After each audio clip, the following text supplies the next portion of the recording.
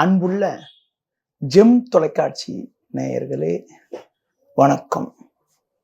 இன்று 11/7/2024 ஆனி மாதம் 27ஆம் தேதி வியாழக்கிழமை. பஞ்சமி திதி பகல் 10:04 வரை, பின்பு வளர்பிறை சஷ்டி. பூர நட்சத்திரம் பகல் 1:04 வரை, பின்பு உத்தர நட்சத்திரம். சித்த யோகம் பகல் 1:04 வரை, பின்பு மரண யோகம். ஆணி திருமஞ்சனம். ராகு காலம் மதியம் 1:30 முதல் 3 மணி வரை. யமகண்டம் காலை 6 மணி முதல் 7:30 வரை. சுப உரைகள் காலை 9 மணி முதல் 11 மணி வரை, மதியம் 1 மணி முதல் 1:30 வரை, மாலை 4 மணி முதல் 6 மணி வரை, இரவு 8 மணி முதல் 9 மணி வரை. இனி இன்றைய கிரக அமைப்பு. மேஷ ராசியில் செவ்வாய், ரிஷப ராசியில் குரு, மிதுன ராசியில் சூரியன், கடக ராசியில் சுக்கிரன் புதன், சிம்ம ராசியில் சந்திரன், கன்னி ராசியில் கேது, கும்ப ராசியில் சனி வக்கரம், மீன ராசியில் ராகு. மேஷ ராசி நேயர்களே, உங்கள் ராசிக்கு பஞ்சமஸ்தானமான 5ஆம் வீட்டில் தினக்கோளான சந்திரனானவர் வலுவாக சஞ்சரிப்பதும், சுகஸ்தானமான 4ஆம் வீட்டில் சுக்கிரன் புதன் சஞ்சரிப்பதாலும் குடும்பத்தில் சுபிட்சங்கள் ஏற்படும். மங்களகரமான சுபகாரியங்கள் கைகூடுவதற்கான ஒரு வாய்ப்புகள் உண்டு. கொடுத்த வாக்குறுதிகளை எளிதில் காப்பாற்றுவீர்கள். தொழில் வியாபாரத்தில் புதிய யுக்திகளை பயன்படுத்தி நல்ல லாபத்தை ஈட்டக்கூடிய ஒரு வாய்ப்புகள் உண்டு. உத்தியோக ரீதியாக பார்க்கின்ற பொழுது ஒரு நல்ல மாற்றங்கள் ஏற்படும். புதிய யுக்திகளை பயன்படுத்தி உத்தியோகத்தில் ஒரு உயர்வான நிலையினை அடையக்கூடிய ஒரு வாய்ப்புகள் உங்களுக்கு உண்டு. மேலும் அனுகூலமான பலன்களை நீங்கள் பெறுவதற்கு விநாயகர் வழிபாடு மேற்கொள்வது மிக மிக நல்லது. ரிஷப ராசி நேயர்களே, உங்கள் ராசிக்கு சுகஸ்தானமான 4ஆம் வீட்டில் சந்திரனும், குடும்பஸ்தானம் வாக்குஸ்தானம் சொல்லக்கூடிய 2ஆம் வீட்டில் சூரியனும் சஞ்சரிப்பதால் நெருங்கியவர்களால் நிம்மதி குறைவு ஏற்படும். நீங்கள் நினைப்பது ஒன்று நடப்பது ஒன்றாக இருக்கும். பணம் கொடுக்கல் வாங்கல் விஷயத்தில் மிகவும் கவனத்தோடு இருக்க வேண்டும். தொழில் ரீதியாக பார்க்கின்ற பொழுது ஒரு சில அனுகூலங்கள் கிடைக்கும் என்றாலும் வேலையாட்களுடைய ஆதரவானது அவ்வளவு சிறப்பாக இருக்காது. வேலைக்கு செல்பவர்களுக்கு சின்ன சின்ன பிரச்சனைகள் இருந்தாலும் எதையும் சமாளிப்பீர்கள். வேலை பளு சற்று கூடுதலாக இருக்கக்கூடிய ஒரு நாளாக இன்றைய நாள் இருக்கும். மேலும் வளமான பலன்களை நீங்கள் அடைவதற்கு இன்றைய நாளில் முருகப்பெருமானை வழிபாடு செய்வது மிக மிக நல்லது. மிதுன ராசி நேயர்களே, உங்கள் ராசிக்கு முயற்சி ஸ்தானமான 3ஆம் வீட்டில் சந்திரன் சிறப்பாக அமைய பெற்று லாபஸ்தானத்தில் செவ்வாய் சஞ்சரிப்பது உன்னதமான அமைப்பாகும். நீங்கள் எந்த ஒரு காரியத்தில் ஈடுபட்டாலும் அதில் அனுகூலங்களை அடையக்கூடிய ஒரு வாய்ப்புகள் உங்களுக்கு உண்டு. 2ஆம் வீட்டில் சுக்கிரனும் புதனும் சஞ்சரிப்பதால் குடும்பத்தில் கணவன் மனைவியிடையே ஒற்றுமையானது மிக மிக சிறப்பாக இருக்கும். உங்களது பேச்சு திறமையால் பல்வேறு வளமான பலன்களை பெறுவீர்கள். தொழில் ரீதியாக ஒரு நல்ல லாபத்தை ஈட்டக்கூடிய ஒரு வாய்ப்புகள் உங்களுக்கு உண்டு. வேலைக்கு செல்பவர்களுக்கு பணியில் ஒரு கௌரவமான நிலை ஏற்படும். நீங்கள் சற்று நிதானத்தோடு செயல்பட்டால் ஒரு நல்ல லாபகரமான பலன்களை அடையக்கூடிய ஒரு வாய்ப்புகள் உங்களுக்கு உண்டு. மேலும் பலமான பலன்களை இன்றைய நாளில் நீங்கள் அடைவதற்கு முடிந்தவரை உடல் ஊனமுற்றவர்களுக்கு உங்களால் முடிந்த உதவிகளை செய்வது மிக மிக நல்லது. கடக ராசி நேயர்களே, ஜென்ம ராசியில் சுக்கிரன் புதன், லாபஸ்தானத்தில் குரு பகவான் சஞ்சரிப்பது மிகவும் அற்புதமான அமைப்பாகும். அது மட்டுமில்லாமல் 2இல் சந்திரனானவர் சஞ்சரிப்பதால் நெருங்கியவர்களின் ஆதரவானது மிக மிக சிறப்பாக இருக்கும். கொடுத்த வாக்குறுதிகளை எளிதில் காப்பாற்றுவீர்கள். நல்ல வாய்ப்புகள் உங்களுக்கு கிடைக்கும். நண்பர்கள் மூலமாக ஒரு சில வளமான பலன்களை பெறக்கூடிய ஒரு வாய்ப்புகள் உங்களுக்கு உண்டு. தொழிலில் புதிய யுக்திகளை பயன்படுத்தி நல்ல ஒரு முன்னேற்றத்தை அடைவீர்கள். உத்தியோகத்தில் இருப்பவர்களுக்கு ஒரு சில சாதகமான பலன்கள் கிடைக்கக்கூடிய ஒரு வாய்ப்புகள் இன்றைய நாளில் உண்டு. ஒரு சிலருக்கு தேவையில்லாத பயணங்கள் ஏற்படலாம். வண்டி வாகனங்களில் செல்கின்ற பொழுது பொறுமையை கடைபிடிப்பது மிக மிக நல்லது. இன்றைய நாளில் ஒரு வளமான பலன்களை அடைவதற்கு ஆஞ்சநேய வழிபாடு மேற்கொள்வது மிக மிக சிறப்பு. சிம்ம ராசி நேயர்களே, ஜென்ம ராசியில் சந்திரன், லாபஸ்தானத்தில் சூரியன் சஞ்சரிப்பது நல்ல அமைப்பாகும். எதிர்பாராத உதவிகள் சில கிடைக்கும். அதன் மூலமாக இருக்கக்கூடிய பிரச்சனைகள் குறையும். கொடுத்த வாக்குறுதிகளை எளிதில் காப்பாற்றுவீர்கள். நல்ல வாய்ப்புகள் உங்களுக்கு வந்து சேரும். நம்பியவர்கள் உங்களுக்கு தக்க நேரத்தில் உதவி புரிவார்கள். புதிய பொருட்களை வாங்கக்கூடிய யோகமும் அதிர்ஷ்டமும் உங்களுக்கு உண்டு. தொழில் ரீதியாக பார்க்கின்ற பொழுது கடந்த கால பிரச்சனைகள் எல்லாம் தற்போது விலகி ஒரு கௌரவமான நிலையினை எட்டக்கூடிய ஒரு வாய்ப்புகள் உங்களுக்கு உண்டு. வேலைக்கு செல்பவர்களுக்கு ஒரு நல்ல நிலை உண்டாகும். பேச்சில் சற்று நிதானத்தோடு இருப்பது நல்லது. பொதுவாக இரவு நேர பயணங்களை தள்ளி வைப்பது மிக மிக சிறப்பு. நல்ல பலன் அடைவதற்கு துர்க்கை அம்மனை தரிசிப்பது மிக மிக நல்லது. கன்னி ராசி நேயர்களே, உங்கள் ராசிக்கு தொழில் ஸ்தானமான 10ஆம் வீட்டில் சூரியனும், லாபஸ்தானமான 11ஆம் வீட்டில் சுக்கிரன் புதனும் சஞ்சரிப்பது நல்ல அமைப்பாகும். இதன் காரணமாக ஒரு வளமான பலன்களை அடையக்கூடிய ஒரு வாய்ப்புகள் உங்களுக்கு உண்டு. உங்கள் செயல்களுக்கு ஒரு நல்ல ஆதரவு கிடைக்கும். எடுத்த பணியை சிறப்பாக செய்து முடிக்கக்கூடிய ஒரு வாய்ப்புகள் உங்களுக்கு உண்டு. தொழில் ரீதியாக புதிய யுக்திகளை பயன்படுத்தி நல்ல லாபகரமான பலன்களை நீங்கள் அடையக்கூடிய ஒரு வாய்ப்புகள் உங்களுக்கு உண்டு.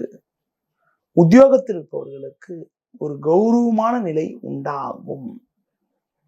பணம் கொடுக்கல் வாங்கல் விஷயத்தில் இன்றைய நாளில் தேவையற்ற நெருக்கடிகள் ஏற்படலாம் என்பதால் அதில் மட்டும் சற்று சிக்கனத்தோடு கவனத்தோடு இருப்பது நல்லது. குறிப்பாக இன்றைய நாளில் சந்திரனானவர் 12ஆம் வீட்டில் சஞ்சரிப்பதால் வரவுக்கு மீறிய வீண் செலவுகள் ஏற்படும். பொதுவாக தேவையில்லாத பயணங்கள் காரணமாக உங்களுடைய கையிருப்பு குறையக்கூடிய ஒரு வாய்ப்புகள் உண்டு.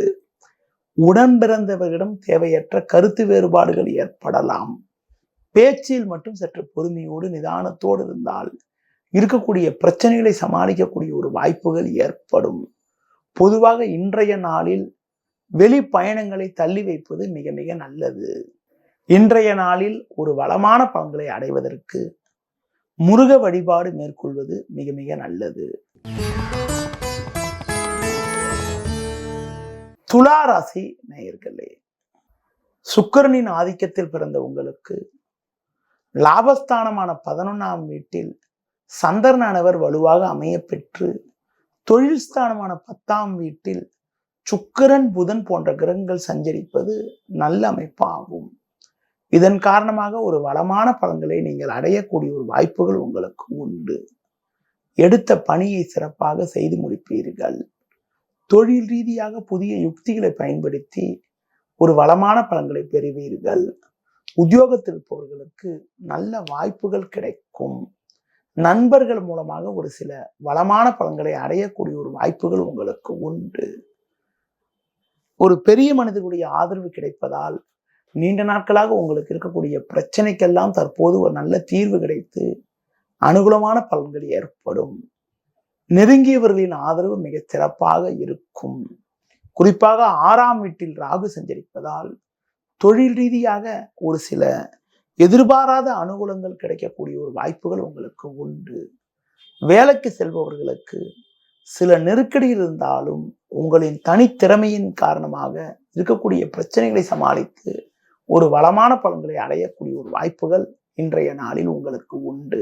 இன்றைய நாளில் ஒரு அனுகூலங்களை அடைவதற்கு தட்சிணாமூர்த்தி வழிபாடு மேற்கொள்வது மிக மிக நல்லது.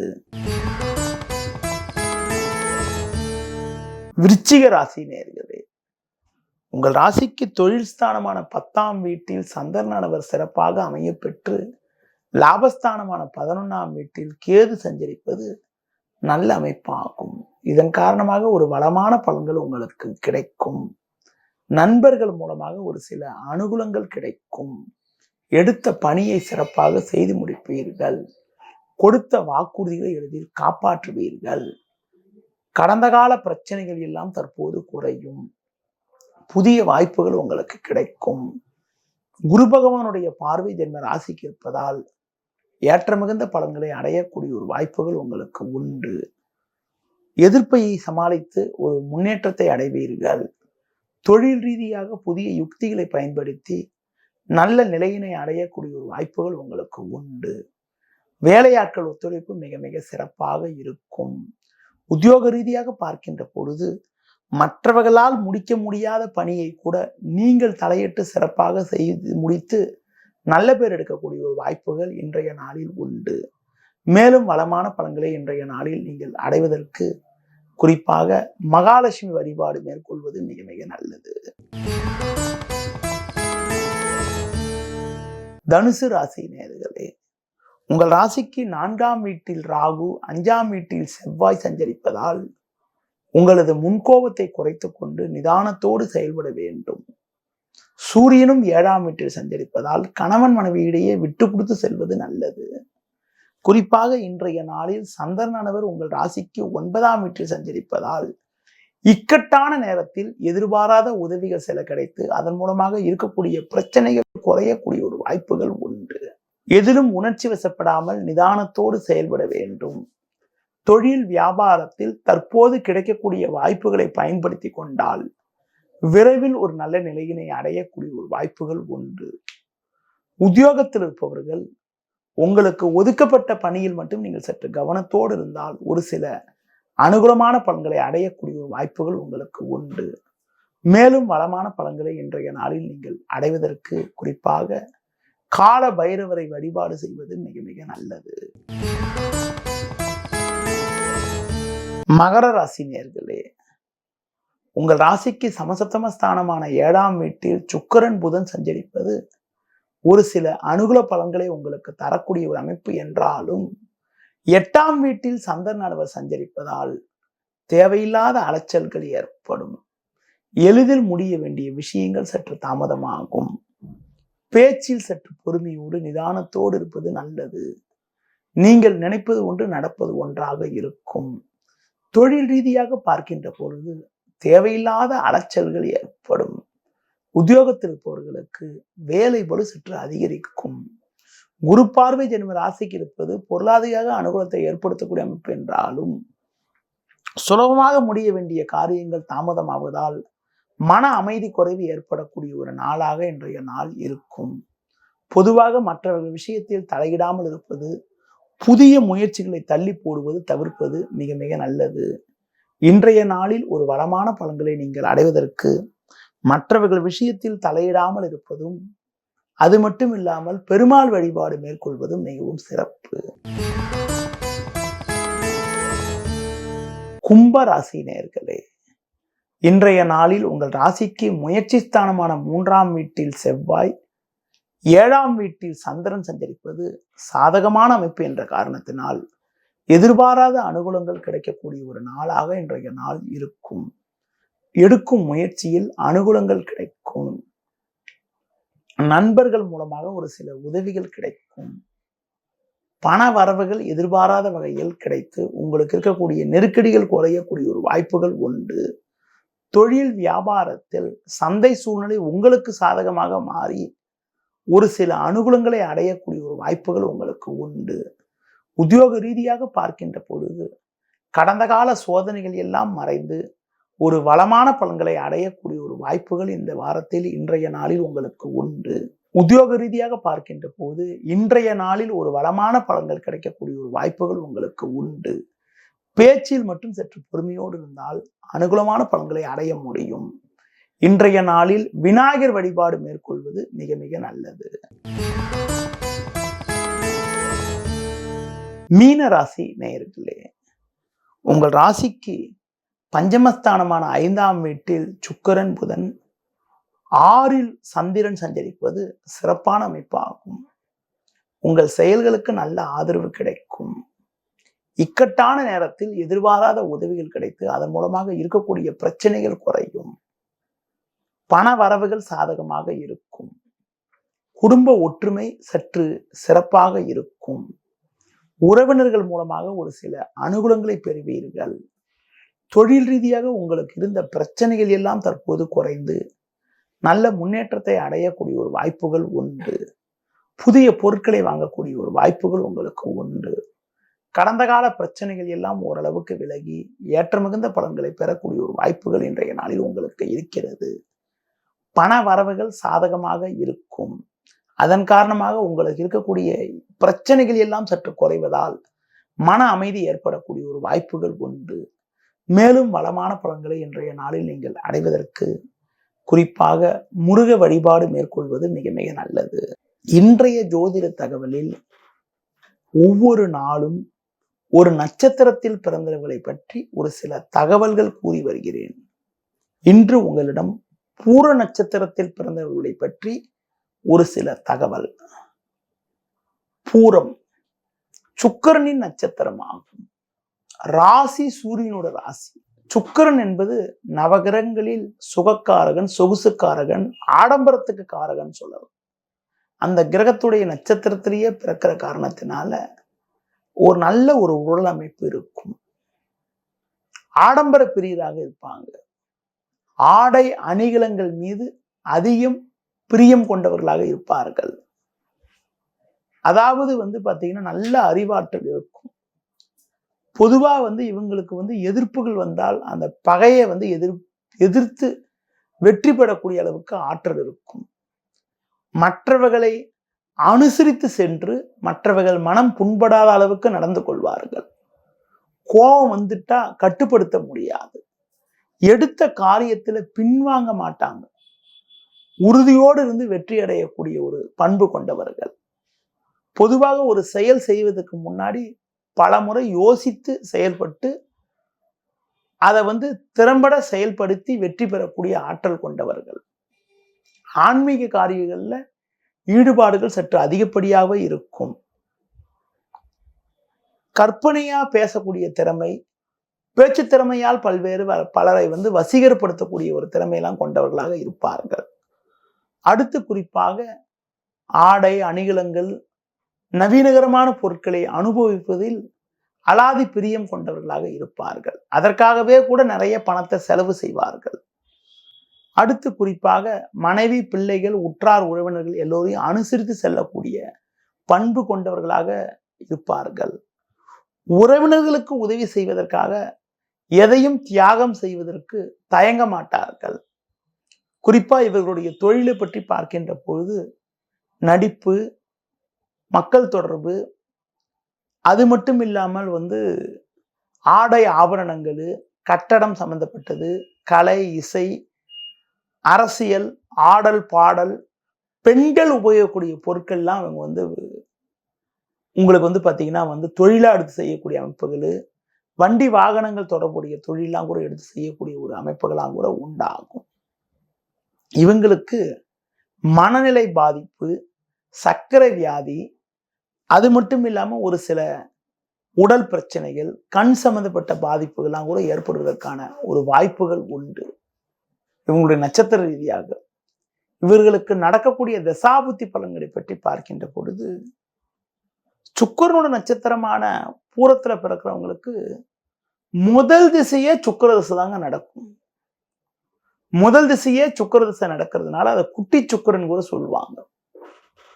அதாவது என்னன்னா இவங்களுக்கு நடக்கக்கூடிய இந்த சுக்கிரனோட திசை மெயினா குழந்தை பருவத்திலேயே நடக்கிற காரணத்தினால அந்த சுக்கிர திசையுடைய பலனை முழுமையா அடையிறது யாருன்னு பார்த்தீங்கன்னா இந்த குழந்தை அந்த ஜாதகர் சார்ந்த குடும்பம் தான்.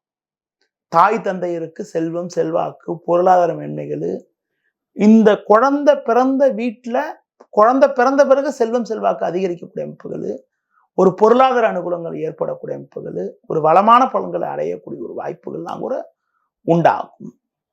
அடுத்து பார்த்தீங்கன்றால் குழந்தை பருவத்திலேயே ஒரு நல்ல திசை என்ற காரணத்தினால உடல் ஆரோக்கியம் சிறப்பாக இருக்கிறது, எதிலும் சுபிட்சமா இருக்கிறது, நல்ல ஒரு ஆரோக்கியத்தோடு இருக்கிறது, சுறுசுறுப்பா இருக்கிறது, கலை இசை சம்பந்தப்பட்ட விஷயத்துல ஈடுபாடுகள், பாட்டு கேட்கறது, பாட்டு பாடுறது, இந்த மாதிரி விஷயத்தெல்லாம் கூட ஈடுபாடெல்லாம் கூட அந்த குழந்தைக்கு கொடுக்கும். அடுத்து பார்த்தீங்கன்றால் இந்த நட்சத்திர பிறந்தவங்களுக்கு 2வது திசையாக சூரிய திசை நடக்கும். பொதுவா சுக்கிரனுடைய நட்சத்திரமான பூரத்துல பிறக்கிறதுனால அவங்க பிறந்த நேரத்துல பூர நட்சத்திரம் எவ்வளவு நேரம் இருக்குதோ அதுக்கு ஏற்றால் போல சுக்கிரனுடைய திசை இருக்கும். ஒரு சிலருக்கு 2 வருஷம் 3 வருஷம் இருக்கும், ஒரு சிலருக்கு 17 வருஷம் 18 வருஷம் கூட சுக்கிர திசை இருக்கும். அது அவங்க பிறந்த நேரத்தை பொறுத்து இருக்குது. இவங்களுக்கு 2வது திசையாக சூரிய திசை நடக்கும். சூரிய திசையும் ஓரளவுக்கு நல்லபடியான பலன்கள், நல்ல ஒரு வளமான பலன்கள், நல்ல சிறப்பு தருவதற்கான வாய்ப்புகள் உண்டு. 3வது திசையாக சந்திர திசை நடக்கும். சந்திரன் இருக்கக்கூடிய நிலையை பொறுத்து இருக்குது.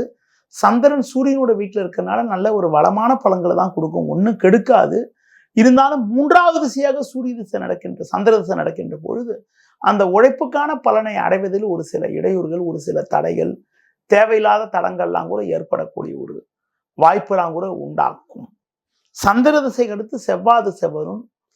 பூரத்துல பிறந்தவங்களுக்கு செவ்வாய் திசை வருகின்ற பொழுது நல்ல ஒரு வாய்ப்புகள், நல்ல ஒரு அனுகூலங்கள், ஒரு பொருளாதார அனுகூலங்கள், சமுதாயத்தில் ஒரு கௌரவமான நிலைகள், நல்ல சம்பாதிக்கக்கூடிய அமைப்புகள், அசையும் அசையா சொத்துக்கள், பூமி மூலமாக நல்ல ஒரு வளமான பலன்கள், ஒரு நல்ல ஒரு வளர்ச்சிகளா ஏற்படுறதுக்கான ஒரு வாய்ப்புகளை செவ்வாய் திசை ஏற்படுத்தும். செவ்வாவுக்கு அடுத்து 5வது திசையாக ராகு திசை நடக்கும். ராகு திசையும் நல்ல ஒரு பிரமாதமான திசையா இருக்கும். அந்த சுக்கிரனோட இருப்பு பொறுத்து இருக்குது. சுக்கிரனோட இருப்பு கம்மியா இருந்தா சீக்கிரமாவே ஒரு 25 26 வயசு 27 வயசுலயே கூட 26 27 வயசுன்னு சொல்லக்கூடாது, ஒரு 30 வயசுக்குள்ளேயே கூட ராகு திசை வந்துடும். அதுவே சுக்கிரன் இருப்பு அதிகமா இருந்தா ராகு திசை வர்றது லேட் ஆகும். ராகுவும் பார்த்தீங்கன்னா நல்ல ஒரு வளமான பலன்கள், நல்ல ஒரு முன்னேற்றத்தையும் ஒரு வளர்ச்சியும் தரக்கூடிய ஒரு திசையாக இருக்கும். ராகு திசையில அசையா சொத்துக்கள் சேரக்கூடிய அமைப்புகள், செல்வம் செல்வாக்கு மேலோங்கக்கூடிய அமைப்புகள், எதிர்பாராத யோகங்கள்லாம் உண்டாகும். ராகு மட்டும் ஒரு நல்ல இடத்துல இருந்துட்டா சுக்கிர நட்சத்திர பிறந்தவங்களுக்கு ராகு திசையில பெரிய லெவல்ல நல்ல ஒரு அனுகூலங்கள்லாம் ஏற்படக்கூடிய ஒரு அதிர்ஷ்டங்கள் உண்டாகும்.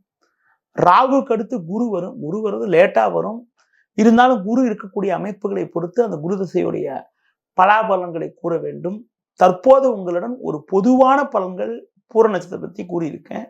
அது மட்டும் இல்லாமல் இன்றைய ராசி பலனை கூறியிருக்கிறேன். மீண்டும் நாளை காலை சந்திப்போம். நன்றி, வணக்கம்.